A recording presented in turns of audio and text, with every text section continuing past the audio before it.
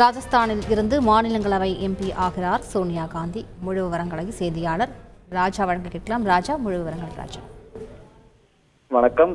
ராஜஸ்தானில் இந்த மாநிலங்களவை தேர்தலில் போட்டியிடுவதற்கு காங்கிரஸ் கட்சியின் மூத்த தலைவர் சோனியா காந்தி சற்று நேரத்துக்கு முன்பு வேட்புமனு தாக்கல் செய்தார்.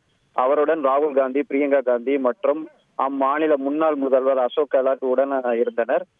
மாநில தேர்தலுக்கான வேட்புமனு தாக்கல் செய்வதற்காக இன்று காலை டெல்லியிலிருந்து புறப்பட்டு ராஜஸ்தான் சென்றார் சோனியா காந்தி.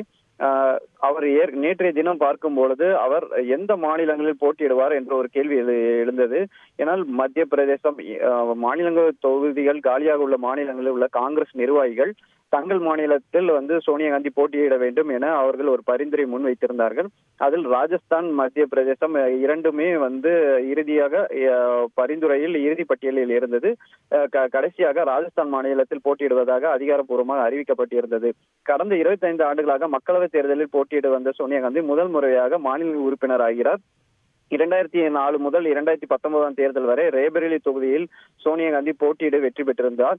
இந்த முறை மக்களவை தேர்தலில் பிரியங்கா காந்தி களம் இறங்குவார் என எதிர்பார்க்கப்படுகிறது. முழு விவரங்களுக்கு நன்றி ராஜா.